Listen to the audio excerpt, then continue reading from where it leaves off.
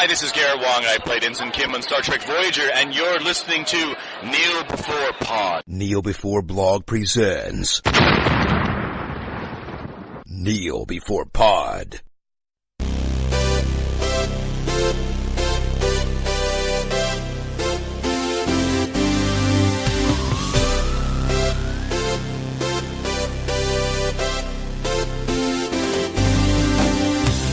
Hello, and welcome to another competitive edition of Kneel Before Pod, the podcast that is in your base killing all your dudes. For this episode, we come together to discuss the recent Nerdfest movie, Ready Player One, directed by Steven Spielberg.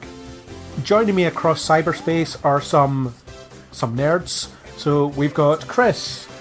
Hello. And Isaac. Hello. Welcome into this chat room, or whatever they call it in the Oasis.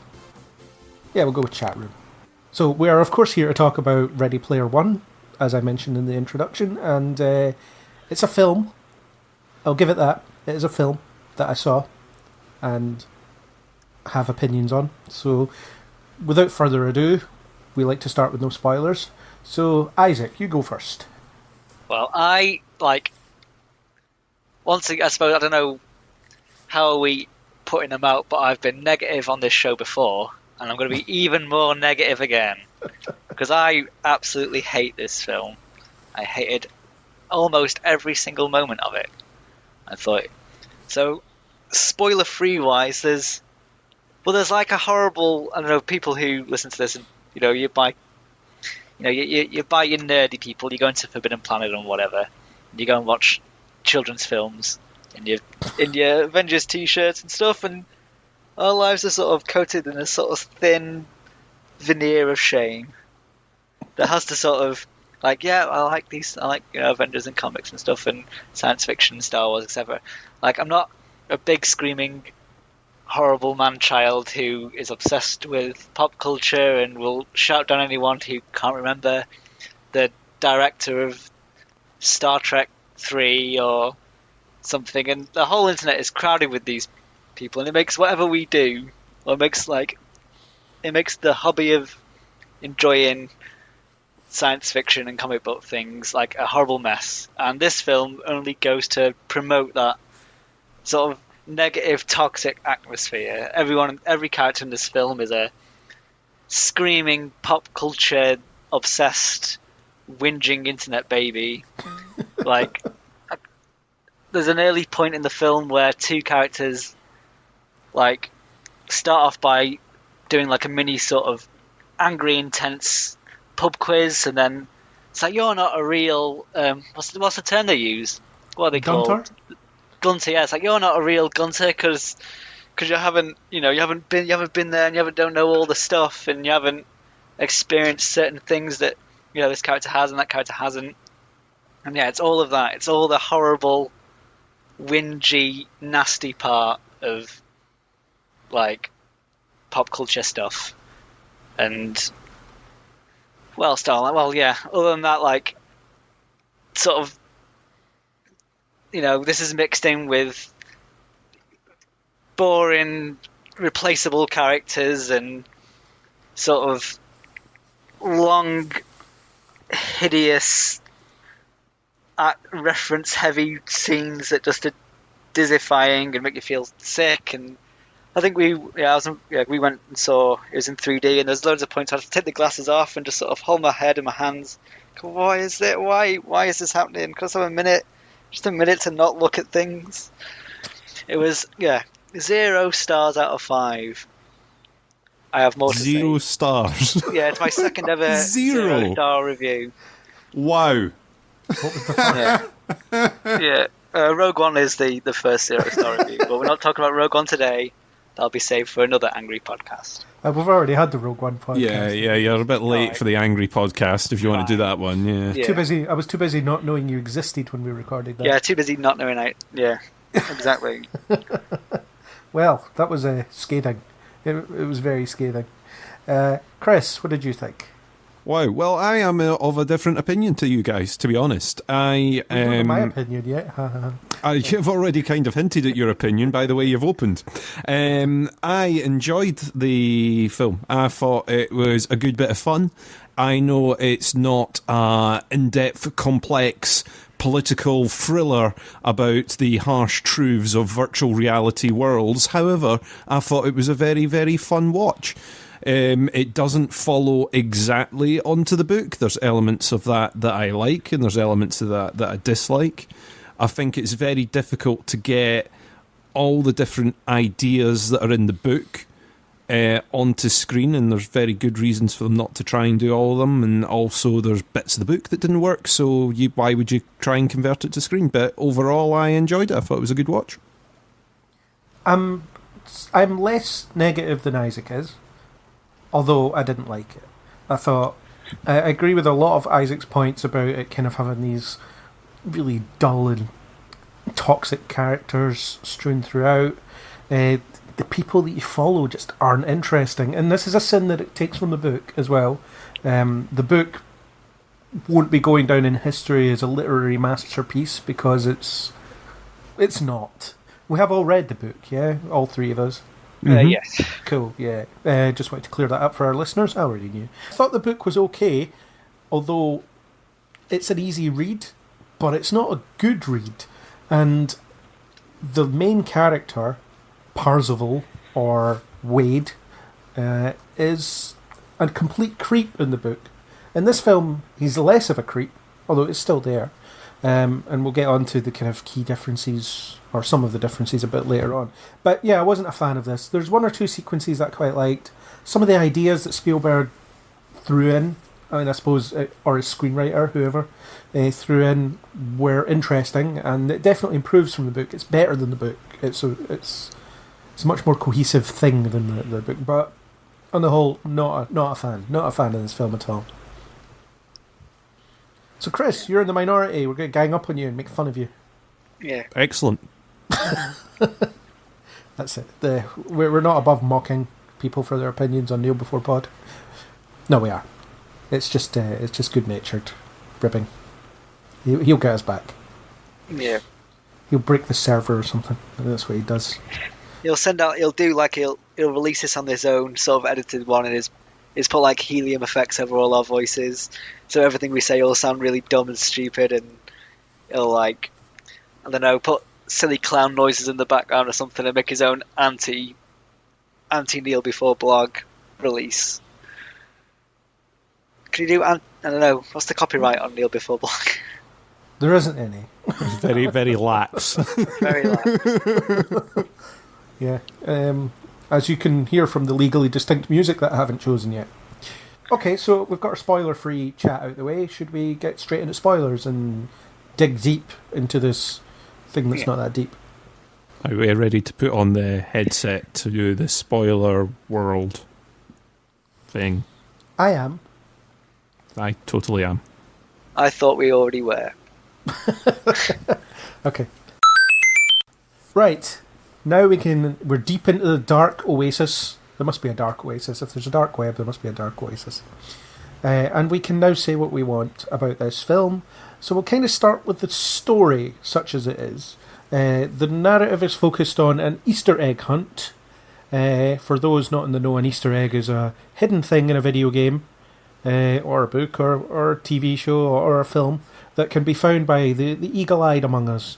People that watch the background, pay attention to little minute details just to pick out little references here and there. This whole film is a hunt for that, and in order to do that, they have to get 3 keys that make them participate in 3 challenges by a man called James Halliday, played by... Mark Rylance. Played by Mark Rylance, yes, correct.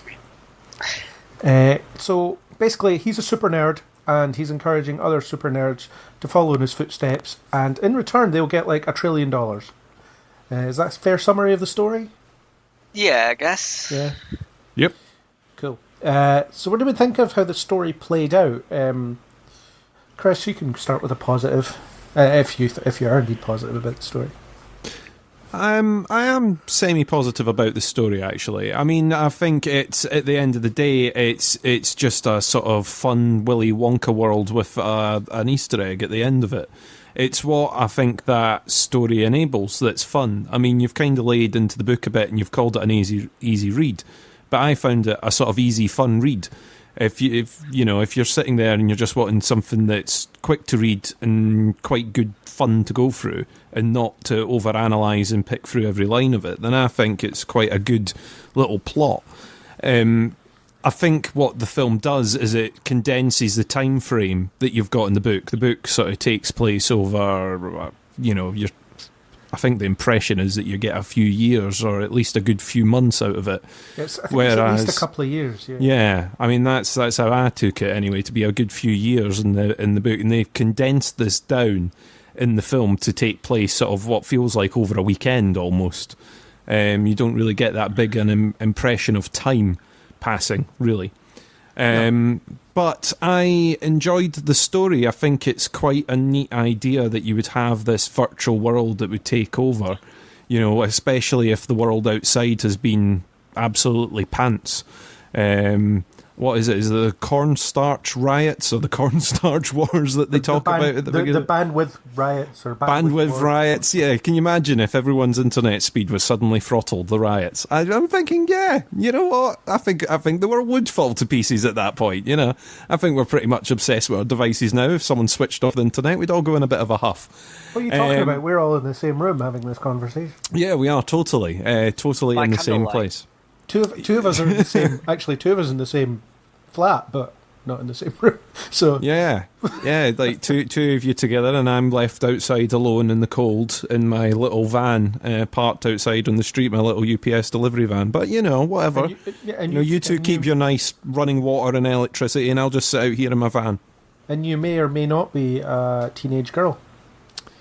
I may or may not be. Can't confirm it that you are or aren't. So I might not even be human. Maybe not. How do you know? We don't. Yeah.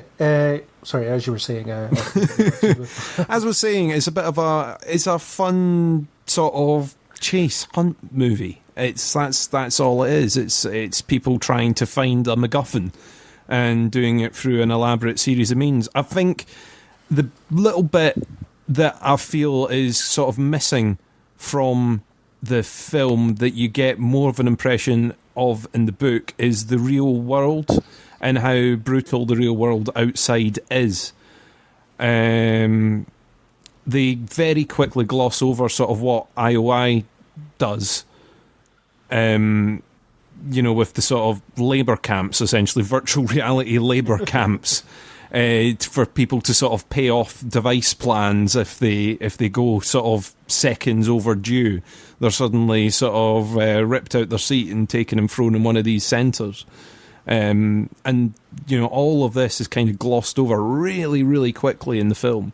It's sort of a quick chat with Artemis about real-world consequences, and then it's glossed over for the rest of it, really, with no serious thought given to it. So I was kind of disappointed that some of the real-world aspects of it are ripped out. Also, you don't get the impression in the book, you get the impression that everyone is sort of 80s obsessed because of this hunt. It's sort of brought back a lot of retro things so that people can try and figure out clues that Halliday's left behind, whereas you don't quite get that impression in the real world that you see. However, I think the way that they've shot things like the stacks is exactly as I sort of pictured it in my head. Well, the stacks are taken from not one of the book covers, aren't they? There's a very the design of those is like pretty much just like exactly as it is. And from the book, the one of the covers, I think it was like the first edition or second edition or something.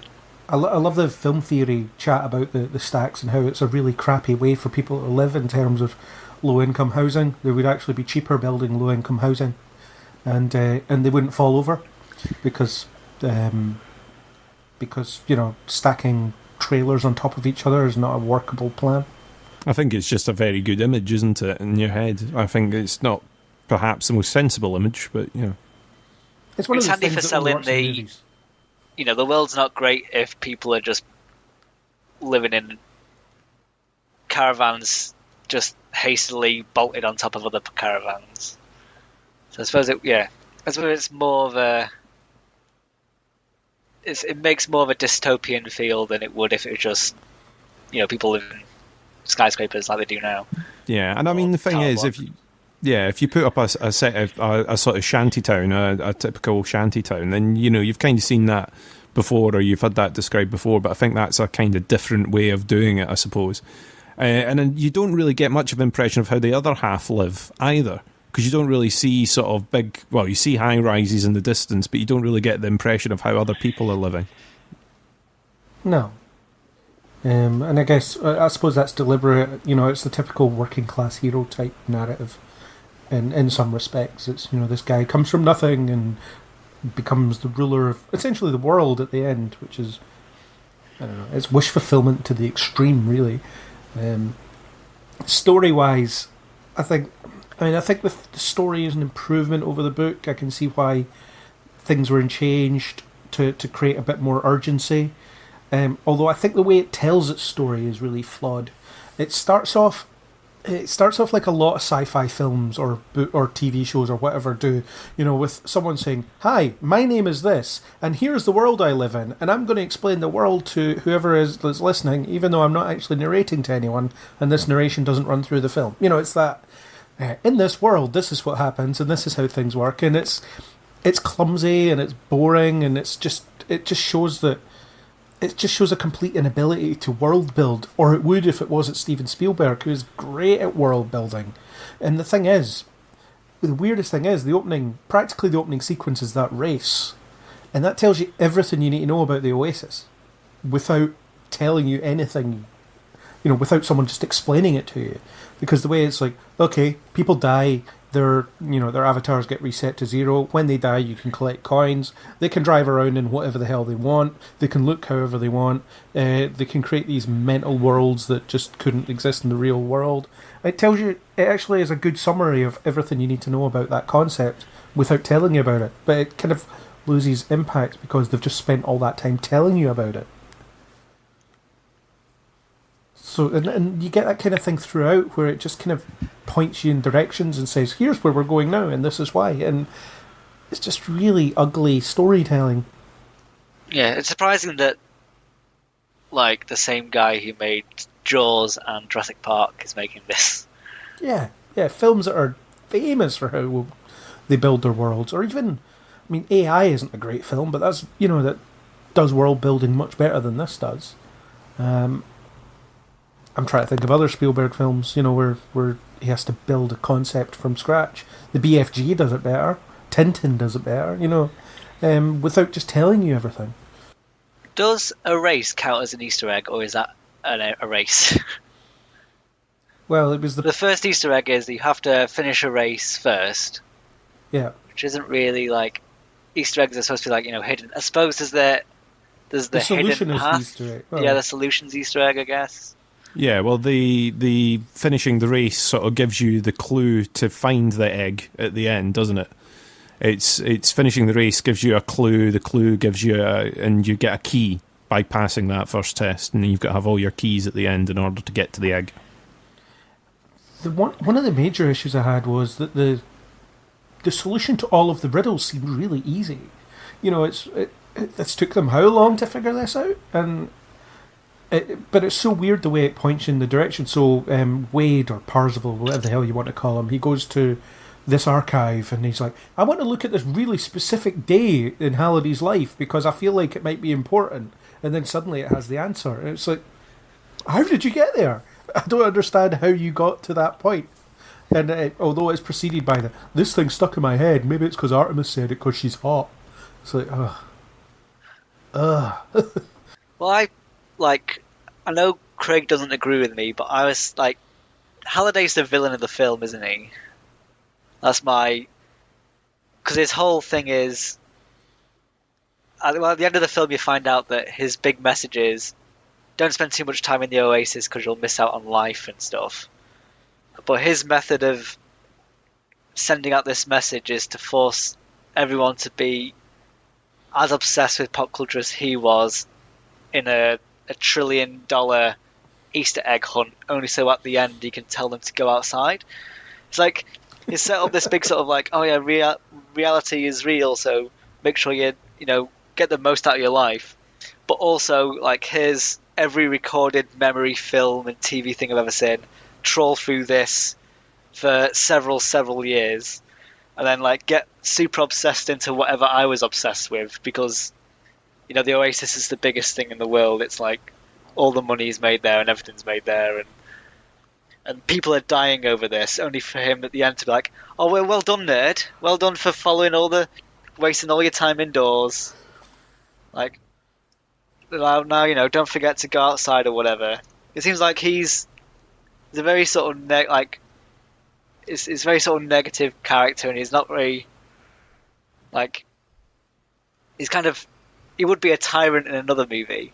If it was like this guy who's like this genius but also recluse thingy is forcing everyone to live through this system, which it's caused all sorts of horrors, and it's all gone wrong basically. And but do you not think that's because he's not around sort of steering the ship anymore? I don't think he ever created the Oasis thinking, oh well, everyone is going to use this all the time for absolutely everything. And there was no forced participation, unless you're talking about sort of fear of missing out kind of thing that people do today. I don't want to be on Facebook, but all my friends are on Facebook Messenger, and if I'm not there, then I'm going to miss out on this event or this thing that people are doing. So I've got to be on Facebook, or I've got to be on Instagram, because if I'm not there, I'm going to miss that thing. I don't think it was ever, that he was ever sort of corporate overlord in there going, you must be on this, and everyone, I want an empire built based on this tool. It seems like it came from humble beginnings and then sort of just spawned beyond his control. He built, as a recluse, he built somewhere that he could hide within, not particularly building something that he wanted people to spend their time in. But it was very clearly, like, when he was still alive, he was very clearly very successful, because he was interviewed by Time Man of the Year and all this. So he must have known, oh yeah, by the way, this thing has gone really well. And I suppose maybe it's like, do we know how he, I don't think the film tells you how he died. Does the book tell you, like, is it something that he's had time to ponder over, or is it like, is it an illness, or is it just a sudden, I can't remember how it... Yeah, I don't know. I think the film, I can't remember the book, but certainly the film just tells you, and then he died. Yeah, he just died. Yeah. So you don't know if he had, like, has he had time to reconsider this message in his own life a part of this world, and is this will and challenge something he set up far in advance of his death, just in case? The implication I got is it was some kind of terminal illness, so he had time to consider all his regrets and all his mistakes, and that makes sense that, you know what, I'm going to build this, and this film is essentially a modern retelling of, or the book as well, to an extent, is a modern retelling of Charlie and the Chocolate Factory. Because what you've got is Halliday is the Willy Wonka type character who loves his creation or loves certain things about what he's built, but also believes in the purity of it. So doesn't want someone like Sorrento getting a hold of it. In Charlie and the Chocolate Factory, you've got all these spoiled, contemptuous children who are just horrible people, and they all come to kind of bad ends throughout the book.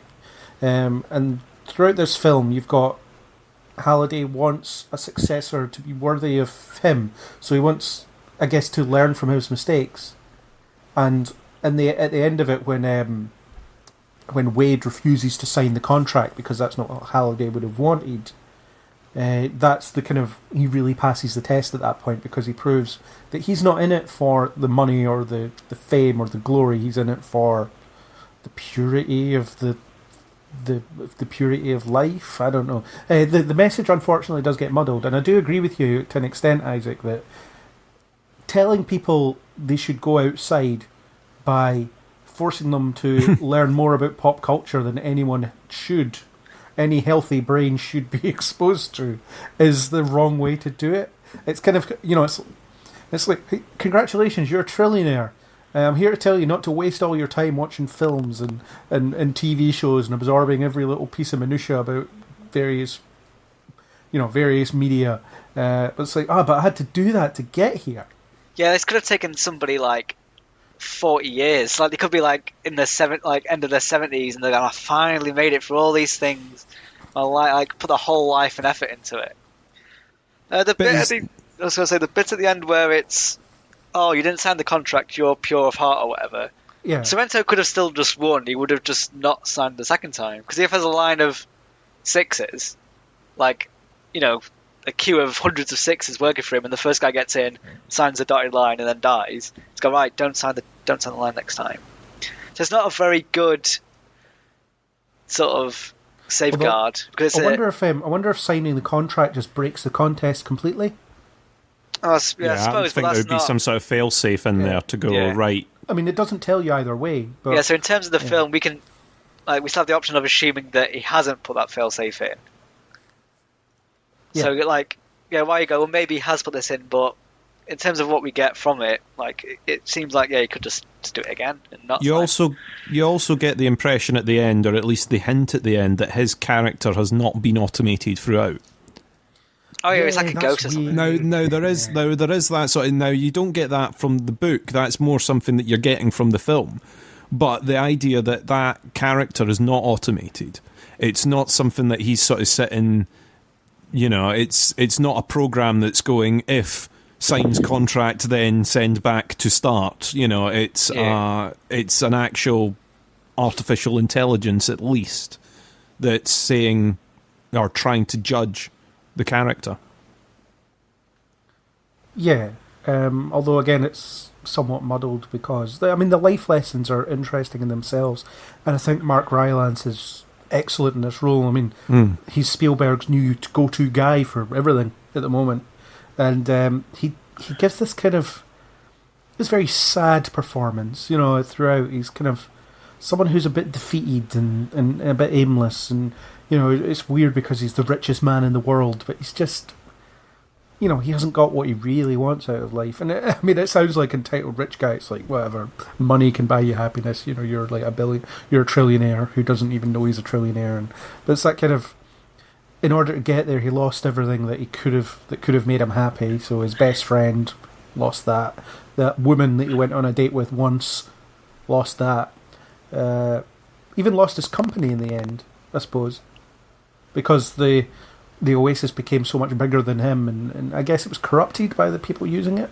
But he always intended for it to be an open platform. I mean, that's the bit that you get from the book. As much as you get a little bit of Sorrento standing there showing off a display of how many ads he can put in someone's eye line. Without inducing seizures. Yeah, without inducing seizures, which I thought was a brilliant sort of quote. And when you go on so many websites now and you get all these pop-up ads and instant rolling videos, you're like, oh, hell yeah. If someone could have complete control of the internet, of course, they would be popping adverts in my face every 10 seconds. Yeah.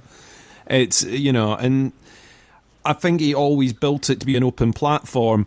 Maybe a bit of naivety in there on what a big open platform like this would be used for. Yeah, it's used for great creativity, building these amazing worlds that people can explore. But on the same side, like you were saying, of course it's going to be used for virtual reality sex or trying to sell drugs in the real world. You know, you can get that interaction between the real world and the fake world, you know, and it allows anyone to be whoever they want to be, and that, you know, as we know on the internet, causes problems already.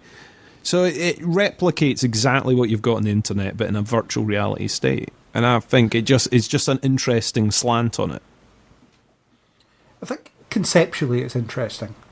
You know, the whole idea of the Oasis is an interesting one, and especially when you compare it to kind of modern day outlooks on the way that technology is moving.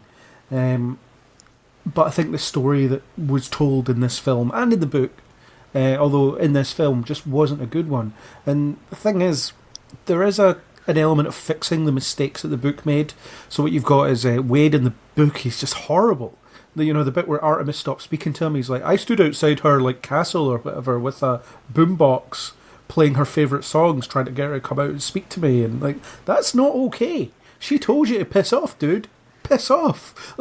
And in the film, there's the bit where he's, you know, where he, it's the second scene they share together, I think, or third scene, something like that. It's not, they haven't, in the context of the film, you haven't seen them together that often, and they're in a dance club and flying around with her, magical flaming dress or whatever it is, and he's like, I think I'm in love with you. I don't care if you're like, don't look like this in the real world. I'm totally in love with you, and it's so real. It's like, what? This is creepy. And then she tells him to piss off at that point as well. I still think he's a very creepy, but I think he's more creepy in this because there's a scene where they meet for the first time. Conveniently, everyone lives in Columbus, Ohio. Yeah, so it's like a bus trip, 5 miles away. Yeah, and it just happens at the thingy. But he finally meets her for the first time ever, and then he sees how much of a disfigured, horrible monster she is because she has a sort of birthmark-sized bruise on her cheek, but otherwise it's totally fine. And he sort of strokes her face and says, "I'm not disappointed with the real thing." If you went let's say that you were on a Tinder and you were setting up you're having a little online conversation with the girl or whatever, and it was like, "Oh yeah, hi, do you want to meet at a bar?" And then you went to the bar with her, and then you just stroked her face "I'm not disappointed." You'd be arrested immediately. You'd just be beat. The bouncer would come in, beat you up, throw you out, and you get arrested. But in this film, it's like, "Oh no, yeah, that's creepy old Wade Watts. That's his name, isn't it?" Yeah. Mm. Yeah. It's still a sort of cringy, horrible way of doing stuff, and it still kind of works, which is, it's not pleasant. I think that's partly the issue with shortening the time span of the film down. I mean, because in the book, not everyone is staying in Columbus, Ohio. They're all pulled together from different parts of the world, in fact. I don't even think they're just different parts of America. They are, it does sort of show that this is a massive virtual world with people all over the place, whereas because they've shortened the time span down to a few days in the film, they've had to go, right, well, everyone is conveniently close and knows how to find each other, which is a change from it. And because you've got this lack of time, I think, okay, in the book, his romance or infatuation is very quick. In this, they make light of it almost with what H says to him. But I think because of that shortened time span, the sort of romance aspect of it seems a bit quick and a bit over the top. It's more of an infatuation, instant infatuation, than it is a romance in this. It doesn't work in either medium. Yeah, that relationship just doesn't work. And, what you've got is, I said this in my review, that Artemis, or whatever her name is, whatever her real name is, Samantha, yes. Samantha Cook, played by Olivia Cook, that's hilarious. But at least she didn't have to learn a new second name, she only had to learn half a name. Artemis, or Samantha, is characterised as nothing more than she's essentially the Easter egg. She's this trophy that Wade can win. There's nothing to her. I mean, I do appreciate that they kind of took away his breaking into IOI and hacking into their system and taking it down from the inside. Giving it to her was fine, but again, she became the kind of damsel in distress character, and she has very much that trophy that Wade wins at the end. There's no chemistry there. The relationship has no reason to exist. And I said in my review, she's the manic pixie dream girl, because that's all she is. There's nothing more to her than that. And Wade is just a bland cipher that, there's no personality to the guy at all, other than I like pop culture stuff. So, there's nothing to invest in there, not for me anyway. I just don't like either of them. I think it's because it's played too quick, and it does come over as that stereotypical, well, you need a damsel in distress, you need a romance story going through here, and they've done it. But I think because of time, it just makes it seem far too quick. And I get that element in the book as well. I do agree with you to an extent. But yeah, I think that's mainly the reason that they've done it, is there needs to be some sort of romance thing in there. We have all seen films, though, that have romances that take place over a certain, even just better, love interest type scenarios in blockbuster films, and there's just no attempt to make it in any way believable, and it's just... I think it would have been easier had they went the he already knew her at that point, or he had already met her a few times at that point or something. But having that as the first meeting at the end of the race, I think kind of made it a bit more thing. It was more him meeting a celebrity that he liked than anything else. Yeah. And just cut the romance entirely. I mean, it has no place there anyway. It doesn't add anything. I was going to say it doesn't add or subtract anything, but I think it subtracts with its pointlessness. So get rid of it. Like it could have been rescuing a friend rather than rescuing a love interest. Just make it friendship. Like that's fine. And then you can cut out the "I think I'm in love with you" crap, because it doesn't. Nothing happens from then on anyway, because she rescues him a couple of scenes later. So, yeah. I sort of got convinced sort of midway through the film that they were taking like a massive leap, having a bit of fun with the story, and that Artemis would turn out to be Ben Mendelsohn. But there was a bit where like H says like, "Oh, don't trust anyone on the internet." I thought this would be fun if they just like Artemis is and I like a sick like the head of the Sixers, but disguise like.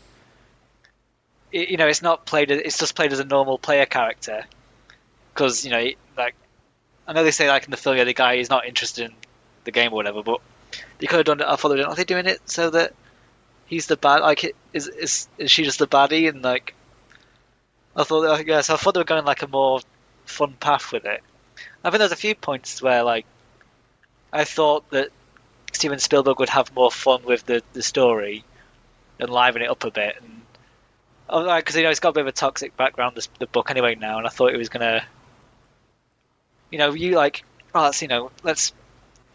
mix it up and try some new elements so that the people who've read the book don't know what's going on and think you don't know what's going on, and have a bit of try to subtract some of the negativity that the book's received.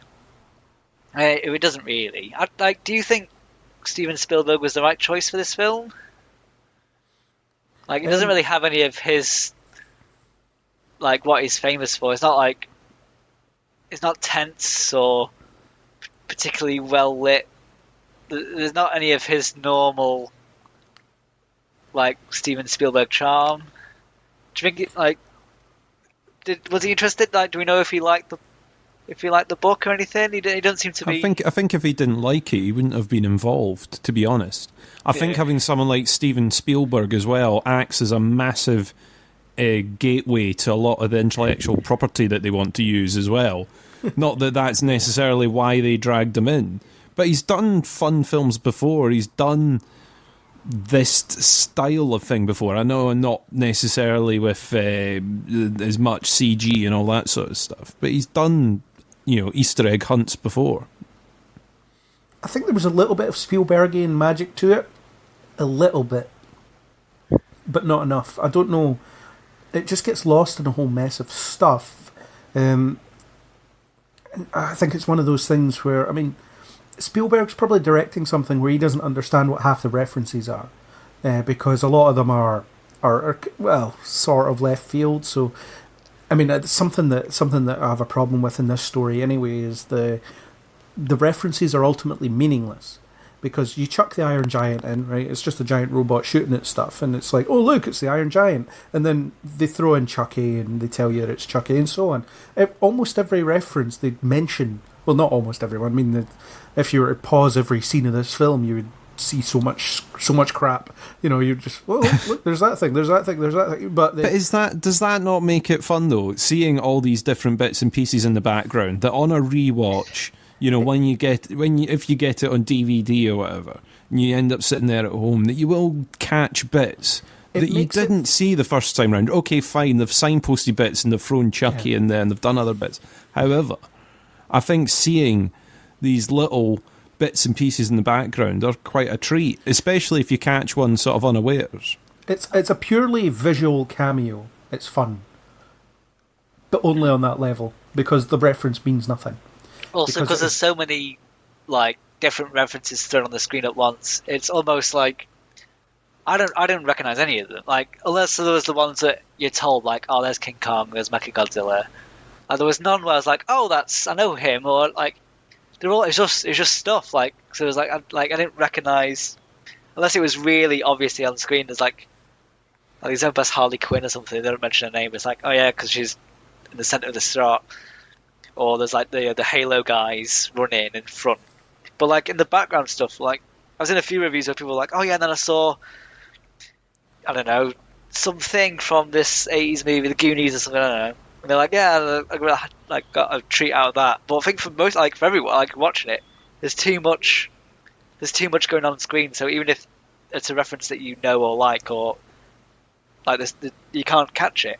But if it had only been like a couple of scatterings of bits, then I think the opposite complaint would have been levelled at it, going, well, they didn't really get much, did they?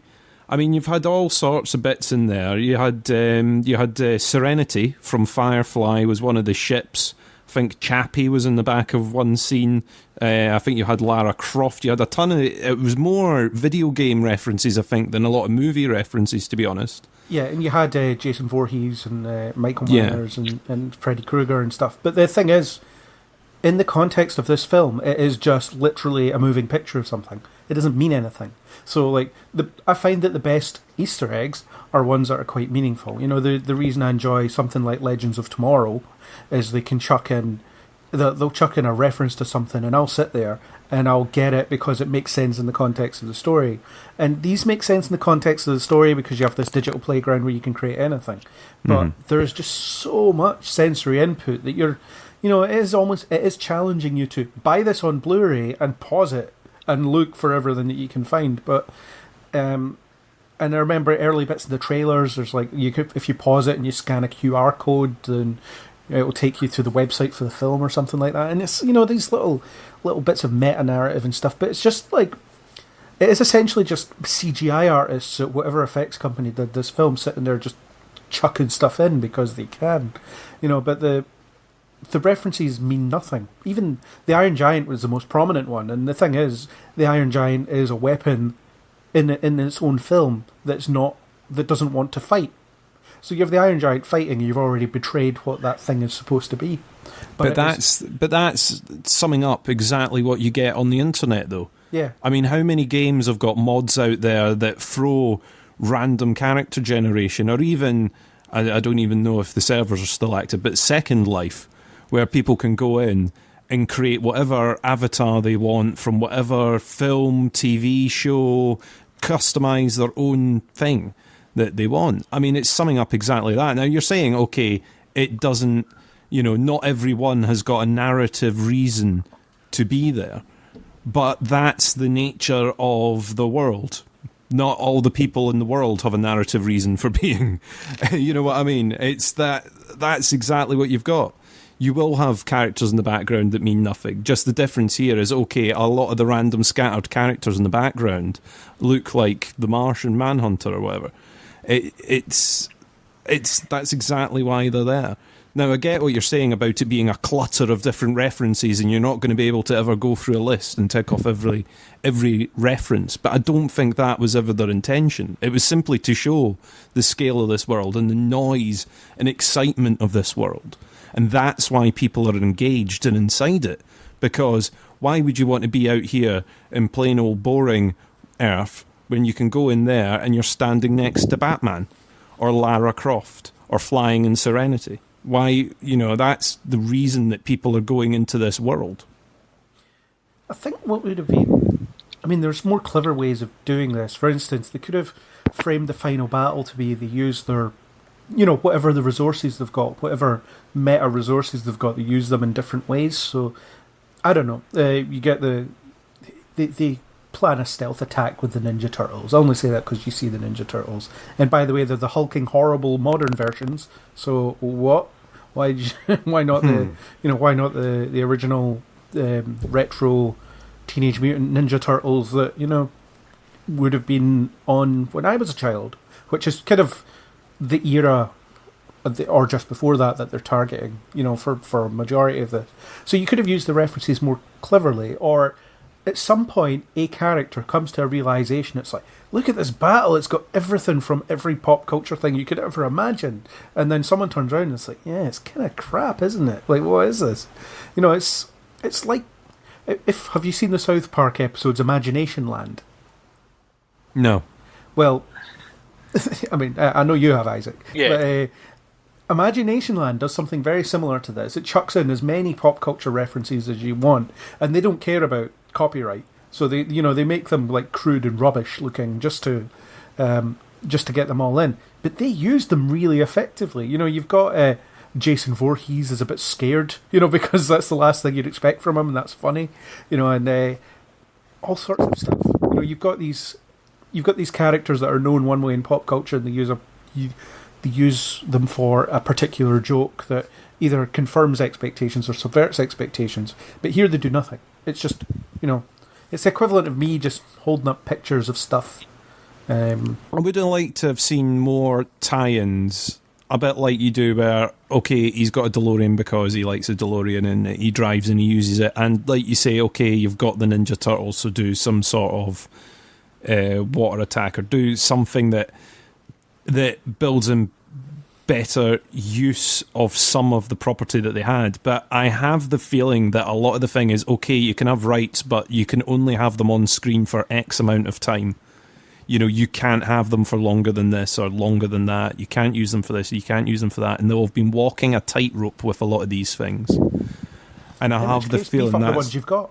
Beef up. That's true. It's a fair comment. Beef up the ones you've got, but also there's the time aspect as well. Once you get to a certain point in this, you're going, right, we've got to finish this final fight, and we need it to be just a big battle because we've not got any time to do, okay, let's try quiet, submissive attack, and then they put their shield up. Would have been the option there.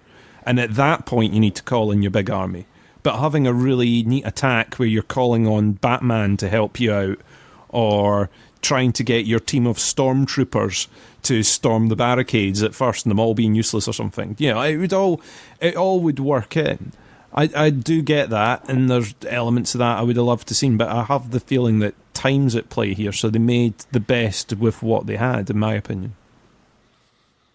Yeah, the end battle is its own separate problem because, again, it was just so much stuff that mass army battles are a big problem in well, it's kind of went away in the last few years, but after Lord of the Rings, they were just chucking in, massive army battles into bloody everything. You were watching Oz the Great and the Powerful, and there was an army battle in it for some reason. Snow White and the Huntsman, army battle. Robin Hood with Russell Crowe, he leads an army. Like, it's Robin Hood, why is he leading an army? But it's so you had a lot of these, and a lot of them had the same problem, where Lord of the Rings, they did it well because what they did was they let you zoom into different parts of the battle and understand how it's going. The other ones, they just showed you like CGI things hurling swords at each other, various points, and there was no investment in it. And this was the equivalent of that, where it's just digital stuff fighting other digital stuff, and there are no stakes at that point. But that's exactly what it is, though. It's digital stuff throwing digital stuff in a virtual world. It kind of is doing exactly what it's supposed to.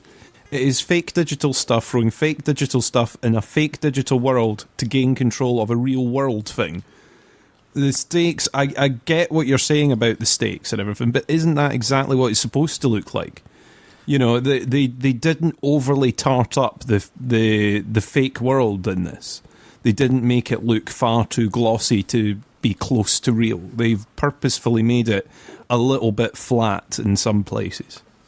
You're getting to the climax of the film at this point, though, and you're just at this point where, at that point, there needs to be some level of investment. There needs to be some real stakes, and they just aren't there. But that's where my issue with them not showing the real world stakes comes in, and I completely agree with you with that. I mentioned at the beginning that you don't really get the sum total of what is at stake. The fact that you can buy stuff in the real world is sort of hinted at, but none of the aspect that you get in the book that a massive chunk of the world's commerce is all run in this virtual world.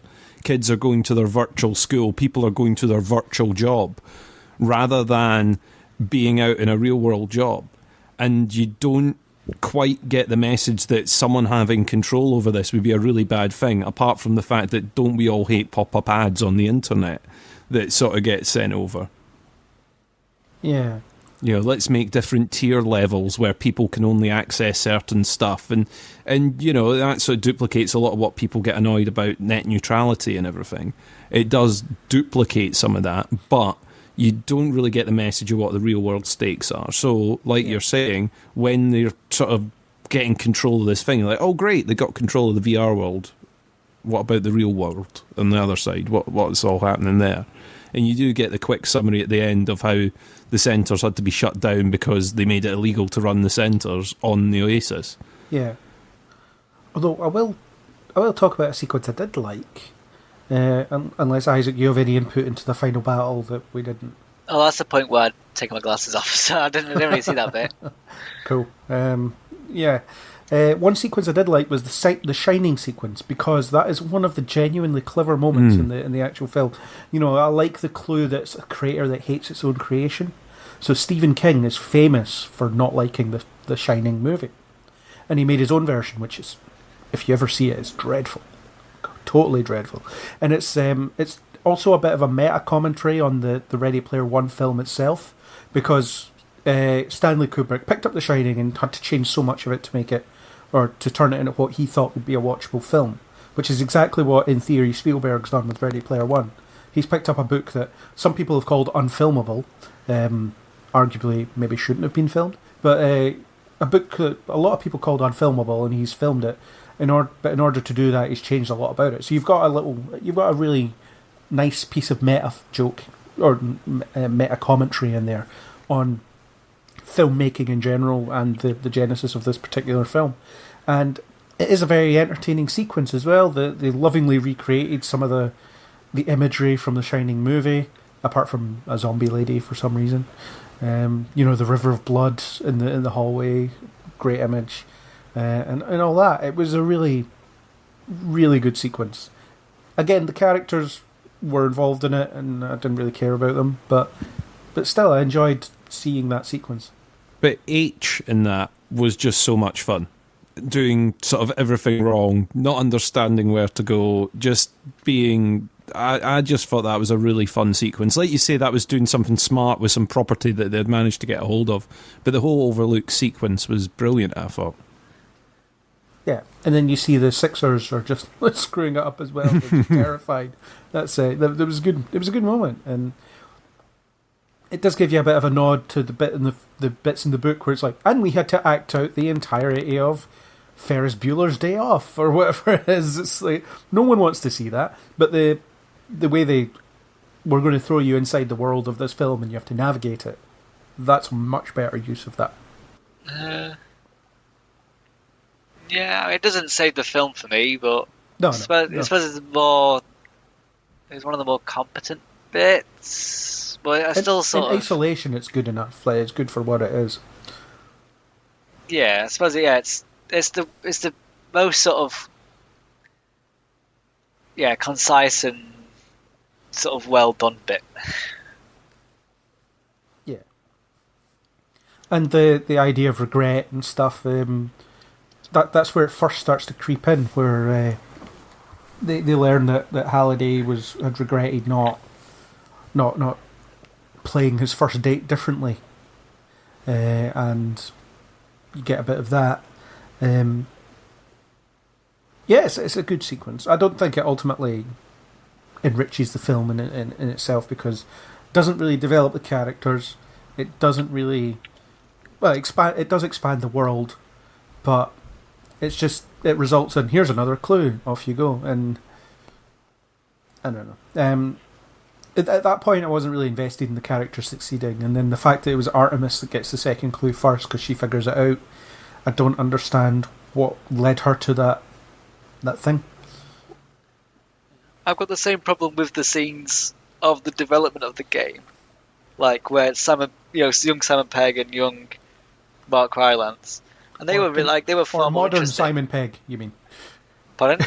Modern Simon Pegg. It's just what he looks like now. Oh yeah, just but I mean young Oz, is he Oz? Isn't it? Og. Yeah, so young Og and young Halliday. I think we're more entertaining. Like, I want to see more of the the sort of two friends who are, easily enthusiastic about stuff, just building a big world that they want to see.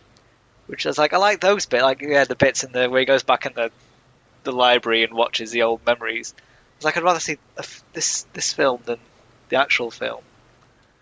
I did think those scenes were really interesting. I kind of agree with you in a way. It would almost be I always sort of say these things. It always would be interesting to have a sort of little prequel of what they did and how it went, and I don't know. It might be interesting, but I do think it was one of the best laid out stories through the film. I do think those characters got better development, or at least you found out more about them than you did any of the main protagonists. Yeah, that's kind of where your Spielberg comes in. His skill as a director. All he does for those scenes is sits two people in a room and lets them talk. And a lot of the scenes I remember most from some of his films are that. Jaws. Jaws isn't interesting because of the shark. In fact, there's very little shark in it. Famously, it's interesting because that town has its own internal set of politics that are fascinating in themselves. There's a lot of personalities there. Jurassic Park has a really long scene where they're eating dinner and discussing the implications of bringing dinosaurs back to life. And that in itself is just brilliantly interesting because it gives you a flavour of the characters, it gives you everything that you want to know about those people and how they reacted to what they've just seen. And that's the same here. You get a sense of who Ogden is, you get a sense of who Halliday is, and you even get a bit of a sense of where Sorrento came from. The T-boy. Yeah, but nothing ever happens with that, does it? It's like, no, nothing. Oh, it turns out he was an intern, yeah. And then they never mention it again, or it never plays in. It's just like I think it's like people assume that he had some knowledge, but he didn't, and that's all that. But in terms of the story, he had no personal falling out with Halliday, or he had nothing.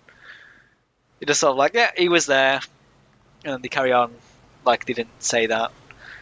It's very weird. At no point does it feel personal for him, and you think because when you see him saying, "I think you should have the gold plan and the water plan because it's the Oasis," and I think what they should have done was played up that resentment later in the film.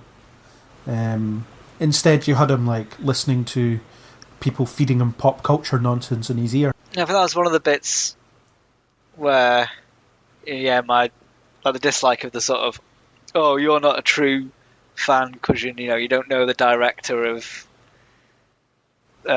whatever film it was. It's like people would say like, oh yeah, you drink this specific drink and you listen to a specific album or whatever.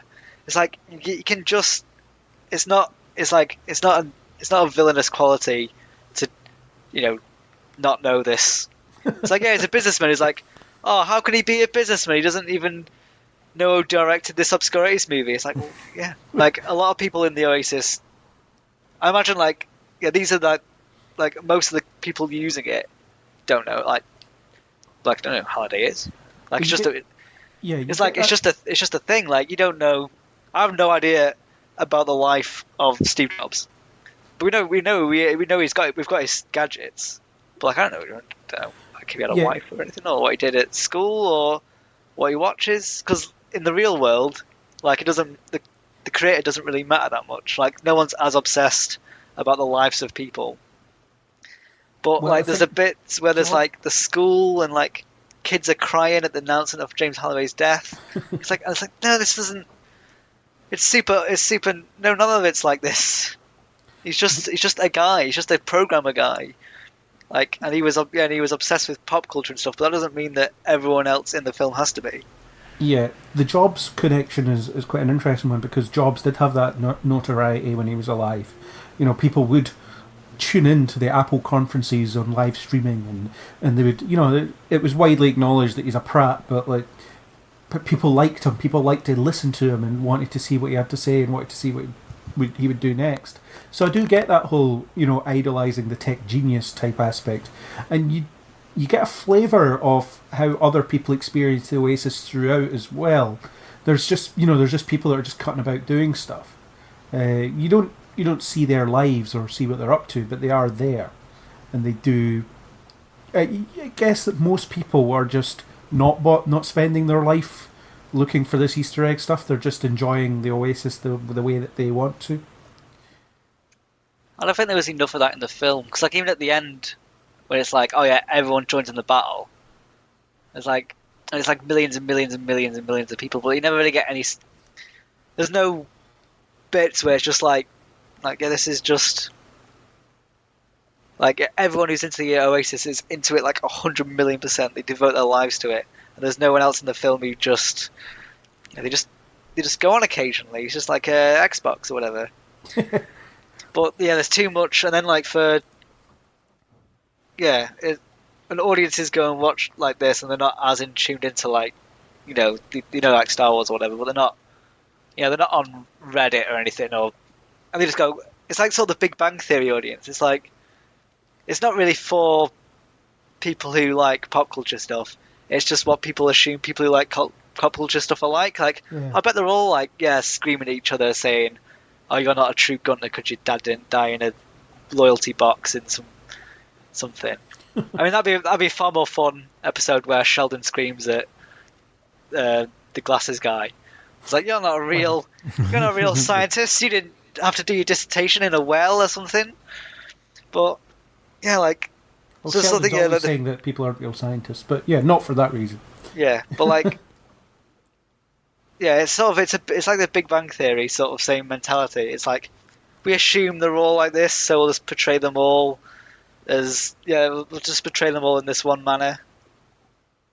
But they're not really showing that they're all like that. They're showing that there's a dedicated set of people that really, really, really want to get to this, and that's what they are like. I mean, there are obsessives about every celebrity, every film, every genre out there on the internet, and all they've done with the Oasis is they've duplicated that, and they've went, okay, there's going to be people that are really, really into this particular thing, and they're going to be a bit douchey about it, because who among us has not had an argument with someone on the internet about something? I mean, I know that Craig, you post reviews of different TV shows, and you have people that disagree with your opinions or what you say on the internet, and I have arguments with the same people at the same time. Yeah, so it's basically duplicating exactly what you see on the internet. That's what they've built in this universe. They've went, all right, there's a virtual world, and in there will be these people from the internet who are virtually obsessed with stuff.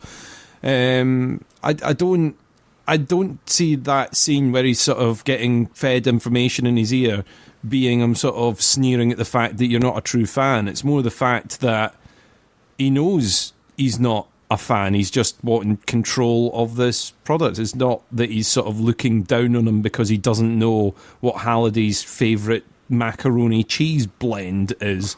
It's that he's looking down on him because of what he's trying to do if he wins and if he takes over. Yeah, but it's the heroes of the film are these sort of douches in real life internet douches, yeah. And the villain of the film is the only speaking character in it who is like just a normal person. I think the film wants you to look. Yeah, the film wants you to look down on Sorrento's lack of knowledge. It wants it to be like he doesn't even know what this is. It's like if you chucked half of that stuff at me, I wouldn't know it, and I'm like, I can be into this stuff. I mean, I don't like Rush. I think they're horrible. I think their music's terrible. But I think that's like Halliday's favourite band for whatever reason, and it's stuff like that. And like personally, I find the whole notion of archiving everything you ever watched and when you watched it to be somewhat on the obsessive side. I think that's a bit much. Yeah. I don't know when I saw stuff for the first time, all the way back to my childhood. Yeah, and it's fine to be like, it's fine to be a big devoted fan of something, but like, yeah, no one like realistic. Like I know, like Craig, you're a big Star Trek geek, but like I couldn't say, hey, episode 70, who directed that? And you wouldn't know. But it's like all these characters, like obviously, yeah, it was James Martin or something, or like there's levels of. Yeah, it's people know they have a favourite episode of a thing, or they know like some quirky trivia, like oh yeah, the oh yeah, the stormtrooper in Star Wars who bangs his head or something. But then you got like no one is like it's either they've eaten all these expanded universe books and like imagine if I was a real life person though. Like I'm sure they are like they exist, but they're not. They're shown as the heroes. They're shown as like the standard Gunter is this who spent 60 hours a day watching everything this other person has lived. It's just so I don't know. It's just a horrible the horrible group of people. It's a weird way of showing, because I like comics and I like Doctor Who and I don't like the Avengers, but I like I like some of the one Marvel film that I like. Spoilers for future podcasts. But yeah, like if your casual audience are going in like, oh, it's another Big Bang Theory where they can just say, oh yeah, look how sad and pathetic these people's lives are. There is an element of that for sure. The one part that always stands out to me when I think about it is the bit where, towards the beginning of the film, Artemis is essentially trolling Parzival for not knowing something, or assumes that he doesn't know anything. He doesn't know something. And then when it comes to that whole going on a date with Ogg's, or the woman that would end up being Ogg's wife, she knows nothing about it. She's like, I've never experienced this particular video before, so everyone's so full of crap in this film. Everyone. It's replicating exactly what exists on the internet. I think your issue is the fact that the protagonists are those kinds of people. I don't have an issue with it. It doesn't take me out the film. It doesn't break the characters for me at all. They are realistic characters because we've already discussed the fact that exists. So yeah, I'm a bit confused as to why you're unhappy with it, but opinions are opinions, and we will move along. Yeah.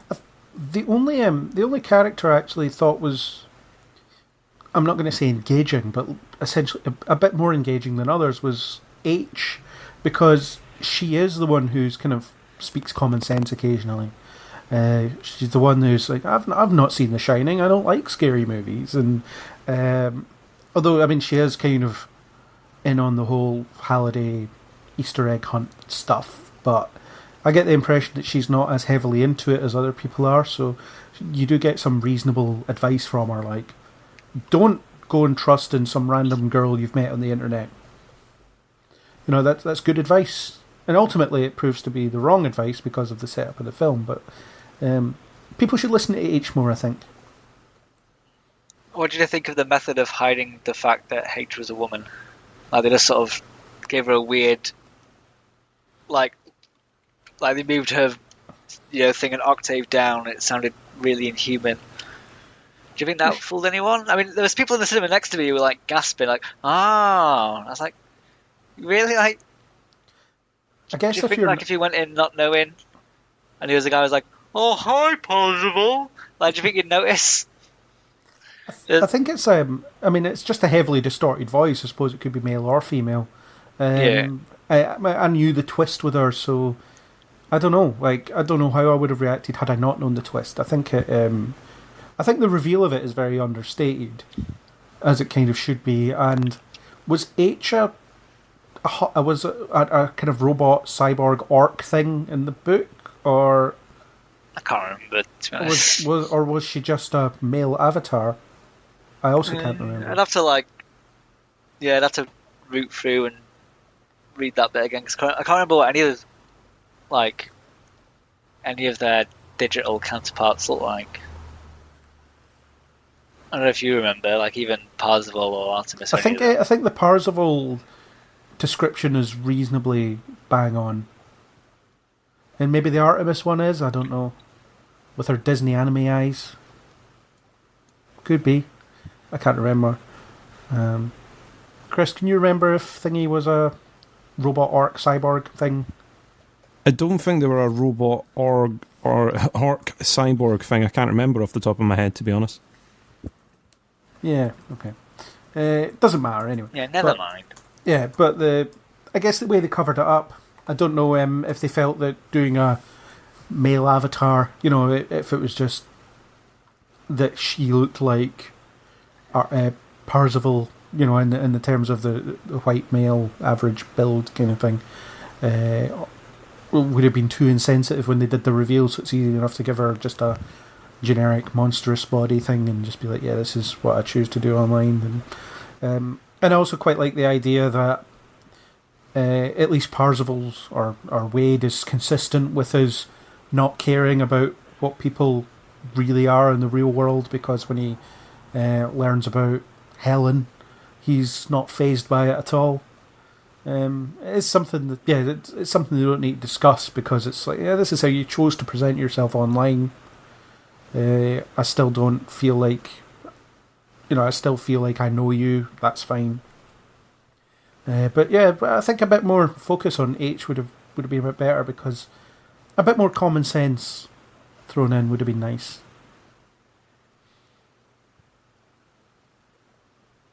To that point, to be honest, I would have rather that H had ended up, since they were sort of changing the way the outcomes, I would have rather that H had been captured and taken to the centre instead, because I think it would have felt like more of a connection for him to be trying to rescue H rather than Artemis.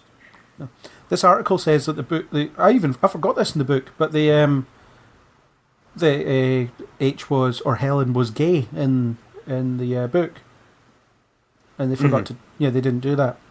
The reveal is kind of subdued, which I don't know. Maybe it should have been a bigger deal than it was, or whatever. But I don't know. Shall we talk about how everyone in the film's a dumb idiot? Because that props up a lot. Whether or not Artemis finally escapes the IOI center, but just running around with no disguise at all, and right in front of their doors, and then they go into H's van, and it's like a really, it's a graffiti mark post office van, and everyone's like, oh, check this, we need to chase this van or whatever, and they never switch, and there's they just sort of carry on drifting around everywhere, and there's a lot of points where everyone's just sort of there's no trying to be evasive or no secrecy. Everyone's just not really thinking about any of the actions. Anyone else think the same? Everyone all the characters seem kind of dumb.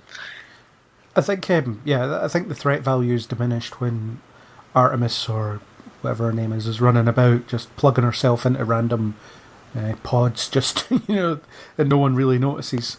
Even when they identify that there's some kind of spy in their own system, that's typical villain idiocy though. There's nothing especially. Even for the main characters, that's dumb. None of them think to be slightly more secretive. How about Sorrento writing his not that difficult to remember password on a piece of paper? Yeah. Yeah. I mean, it's there's a lot of your villains are very smart until they need to be stupid in order to be defeated. That's a trait that I've talked about on I don't know how many podcasts. That you need them to be absolutely undefeatable until they fall over on a banana skin. We're talking about you, Thanos. You're coming up soon to your banana skin, but. It's the villains are incredibly smart, incredibly well planned and ployed and schemed, and I've got a focus group of people to work on it, and they've got these security guards walking about, and they're willing to do whatever it takes. But then someone manages to, like you say, sort of sneak around the edges, plug into whatever the hell, be standing in the boss's office. There's no CCTV or cameras in there, obviously, so they're just able to roam about, have a look at whatever the hell they want, It becomes a bit silly, but that's another bit that they've taken from the book, where there was a bit of plotting and scheming involved in Wade getting into IOI in the first place, and he makes all these plans of when he's going to get stuff delivered, and there is a bit of planning that goes into that, whereas this has to make it more like, oh, by chance I've managed to get out, and we've managed to get his password to release you, and now you can get into this room, and then you can plug in, and you can jump about. The bit that confused me is how she managed to have all her characters' stuff Because I always thought they were given like blank slate characters to work on when they worked in IOI, but I can't remember. I don't think she had any of the stuff, although she did have the visual characteristics. Because I thought normally they were like defaulted back Yeah. to boring mode otherwise. Yeah. Yeah, I remember there's a point where they recreate. It turns out they've recreated his office in the Oasis, and he's like still plugged in. And it's like we need to get into his office, and the And next it's thing like they're just walking in. photorealistic. Yeah, I just assumed that they're just not bothered. Like they just walked in. I was like, yeah, I guess. I mean, this is sort of the film we'll get in. Maybe like this. Yeah. There's a bit where there's the Ben Mendelsohn's sort of team of researchers, and there's that one woman who's like stroking her chin more and more obviously, like something's up, something's going wrong, and like, yeah, it's not like we're not idiots. I mean, yeah, we get it. Like, it seems they're trying to be like, they're not really thinking, oh yeah, give us some credit. We can work out that like we are able to sort of follow a story. Then there's bits where it's like, yeah, we know, yeah, she's got an idea. Stop just making it slightly more obvious that she's going to say something in a minute. Just it's like, it's not, I know it's like, yeah, it's a kids' film, but give them some credit. Like they can remember a character's face. You don't need 3 different times where she's like, something about this. I can't remember. It's Sega Mega Drive. There was something about it, and again, like the camera's zooming in a bit more and more. It's like she's got an idea. It's like just get on with it. It's like the bit where he's putting the key in the lock as well, where it's like, oh, I can't get the key in the lock. Just do it. I'm bored. I want to go home. Just do it. Like, But that's a stop bit of wasting fun. time. But that's fun. It's like everyone's watching at home going, it looks so easy, just put the key in. What they don't know is he's trundling about in the back of a van. That's a bit of fun, isn't it? No, God, that's I know. Well, you should have walked out then. Walk out. Don't sit there hating it. Walk out if it was 0 at that point. You can't have. I know, an but then opinion I'd if you have- don't watch the whole film. Well, Yeah. but No, okay, at the, I'm gonna watch the it. same time, if you're getting to the end and you're watching the sort of whole climax and all you're thinking about Yeah, is what just you're like, I having just for your wanna- dinner, yeah. I've got to say at that point you should feel free to leave. Yeah, I should have. Like, yeah, maybe I should. know it's maybe one of these things where you think the final scene is going to suddenly win you over and the entire film's going to be great. But if you've got to that point and you're thinking, okay, I just want him to turn the key and for the credits to roll, please. Yeah. I remember- then go. I remember I was- internet douchey saying, "You never saw the film. You can't." Yeah, exactly. Yeah, you can't have an opinion. You walked out. Yeah, I remember. I was halfway down the hall in the Cineworld, and I got a text from Craig like, "Oh, I think there's a end credit scene." I was like, I'd already. As soon as it was like credits, I was like, "Up, gone." Boof. There isn't one. Like by the way. I'm going home. And remember, internet douches, feel free to comment below on our show notes. Yeah. Say, start your message with greetings. Glad tidings from I, the internet douche. And then feel free to comment below that. Yeah, go. As long as you introduce yourself politely first, then feel as free to be an venomous. internet Yeah, douche. be Yeah. as venomous as you want. Yes, yeah, go for it. Craig doesn't use the ban hammer often enough. Yeah, well, I don't get enough comments to use the ban hammer at all. But the thing is, while I didn't find the climax to be that exciting, the whole there's a van driving about being chased by drones, and there's that weird finale. Is that her name? Yeah. The muscle, the stooge, the fixer, the one who gets things done, who kind of gets chucked at the back of a van and is never seen again. I wasn't like with anything else, I wasn't hugely invested in it. However, I do like the fact that there was some attempt to marry up the real world with the digital world and show how one affects the other at that point, because it makes for a more dynamic and exciting climax where something can, where the failure is an option. Whereas in the book, you've got Og shows up and says, "Come to my mansion with private security and great rigs that you can all hook up into, and you won't be in any danger whatsoever." And then so, if they'd went with that, you would have that thing I was talking about in the climax. The big mass army battle is utterly meaningless because everyone's safe. But that's how they kind of get round it, is by introducing real-world stakes for Artemis and, them driving about in the van. There is a bit of a real-world stake going on, whether they are aware of it as much at that point or not. Yeah, it's unfortunate that the stakes are subdued to, someone rear-ending a van, which is, it seems like they'll be all right. I never felt the danger. That was the problem. I didn't feel the danger because I've read the book. I don't know if someone who hasn't read the book would have felt it more. That's the problem we've got, is because the three of us have read the book. We can't go to sort of the impartial fourth person who can say, well, I didn't read the book and I thought it added something to it or not. Yeah, but even at I knew they had diverted from it somewhat, but I knew they weren't going to suddenly sort of switcheroo the whole ending. Yeah, but I don't know, when you know that characters are safe, sometimes the tension can be created properly. And the thing is, in this adaptation, you don't necessarily expect everybody to survive because they've changed, they've diverted so heavily from the book at this point. I only knew that nobody would die because children don't die in Spielberg movies. It doesn't happen. So that was something. But I don't know, there was an attempt to create some kind of tense atmosphere, but you can't get the key in the lock and time is running out before they get run off the road or whatever. But the urgency is lost somewhere, and it's weird that's coming from Spielberg, who's so good at creating tension, and somehow he doesn't here. I guess it's because it keeps cutting into the uninteresting at that point digital world, I suppose. Oh, one character that I couldn't stand, iRock. Yeah, I wasn't a fan. What was that? What was I? Was he the guy with the skull chest guy? Yeah, that guy. Yeah. He was no worse than any of the other characters. I think he was like a comic relief character. Yeah, I'd say he was, because it was just, I don't know. If you wanted internet douche, that was internet douche in the whole thing, really. Yeah. And it's funny with TJ Miller now, based on recent news. I don't know, it's dodgy. Maybe he thought he was still in the Oasis, that's why he called him the bomb threat on that train. He was like, we got the ultimate nullifier, whatever it was called, that destroys everyone unless you have the extra life coin. I don't know how method he is. Yeah, that bomb, that kills everything on a planet or something. Yeah. The Zemeckis cube, that was quite cool, with the Back to the Future theme, and then it reverses time 30 seconds. Although I don't know how that works for those avatars. Do they just get rewound? It's weird.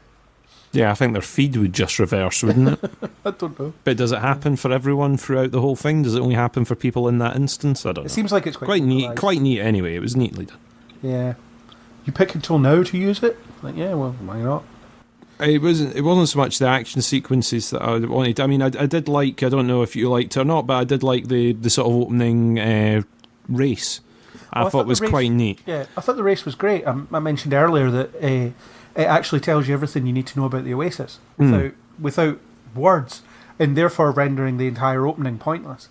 I think there's elements of that. Yeah, I mean, I don't hate the opening with the obviously as much as you do, but I do think that opening race was pretty neat, and you could have had just an opening speech from the funeral and then went into that race.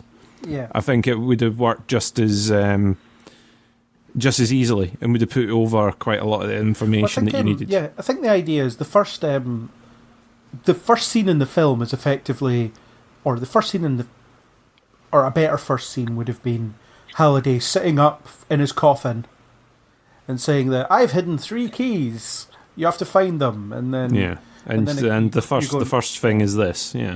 Then you go into the race and you get kind of bombarded with this visual storytelling that sets up the world that you're in, and stuff like that. Yeah, maybe I'd have gone with his video, the video that he streams out when he dies. Maybe intercut that with a sweeping shot over the racetrack, and it's going up all to the cars, and then just have the race start immediately at the end of the red, yellow, green start immediately at the end of the video, and everyone just goes zooming along. And I don't know.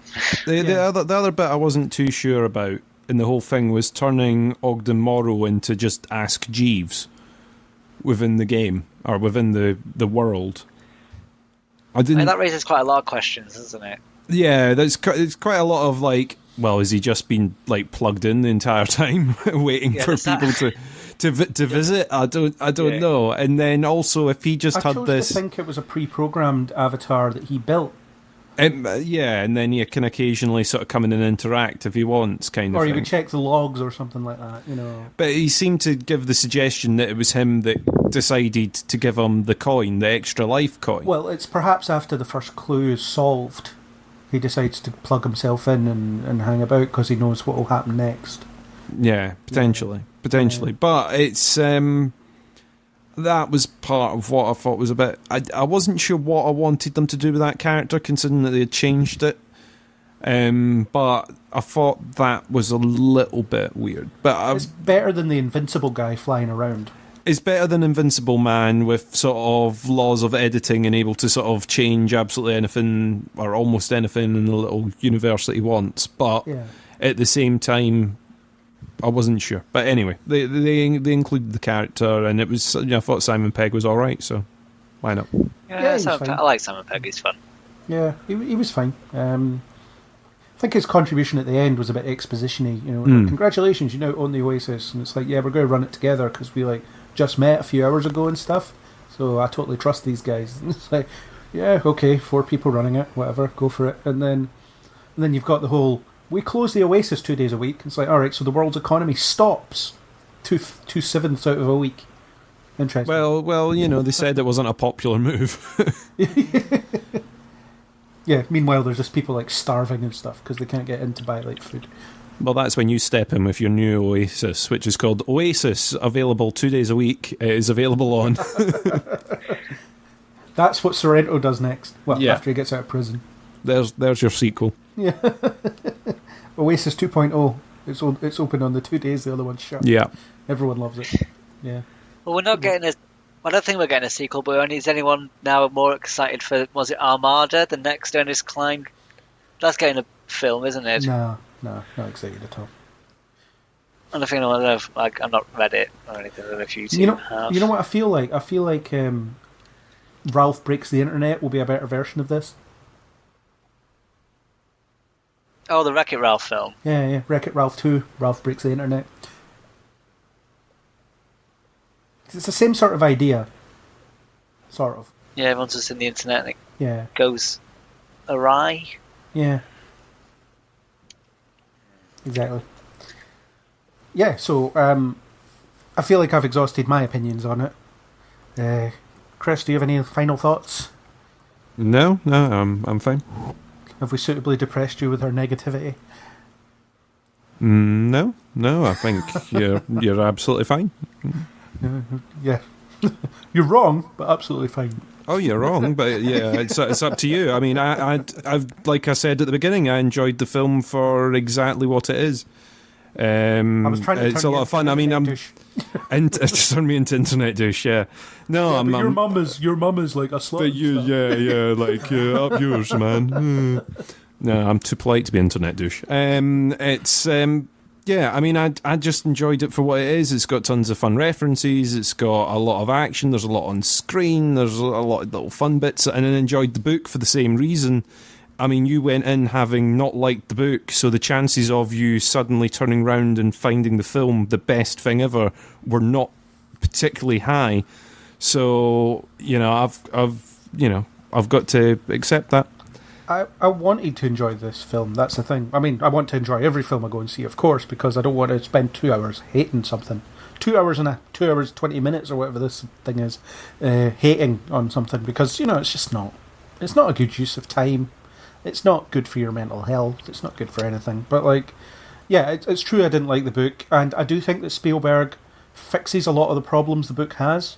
Although by turning Wade into less of a creep, they make him nothing. They make him a blank slate instead, which is, better, but it's not interesting. And as I said, the sort of compression of the storyline and changing the sequences. So instead of playing, what is it? What game is it they play with? He plays with a demon in the book. Joust, isn't it? Yeah, Joust. That's it. So instead of playing Joust with a CGI demon, which would have been really boring, a race is much more fun. Instead of reenacting scenes from a film, they have to kind of explore the world of the film. And then the first Easter egg, to find the Easter egg, is kind of fun. Or the first video game Easter egg, anyway. It's kind of a good connecting idea. And then the final message of, I wasted my life, don't waste yours, has merit.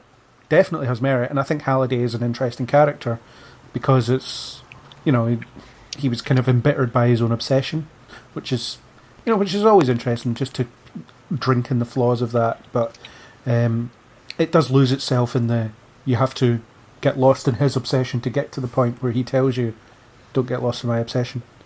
It's, I don't know, as a realisation moment, it might be like the Nuke heading towards comic book guy in that Halloween episode of The Simpsons. Where he's like, Aquaman, you can't marry a woman without gills, you've got you're from two different worlds, and then looks up and sees the nuke and says, I've wasted my life. And then it explodes. It's just, it's something like that. But, so there were some good ideas in there, I just don't think they were done particularly well, and it's definitely an improvement over the book, which I'll never read again. It was an easy read, but I don't feel the need to revisit this world at any point. So I liked the book when I read it when it came out. So is it 2011 or 2010? It was a few years ago. So yeah, I can't remember much about the book because it was a long time ago. But I remember enjoying it when I read it. Yeah. It's like chewing gum for the brain, isn't it? It's all right. Yes, I'd say the book's definitely better than the film in my opinion. But it's based on a book that I read like maybe 6 years ago. So if I went back to it, I'm not sure how whether or not it's aged with time or it's gone weird, and it's hard to tell.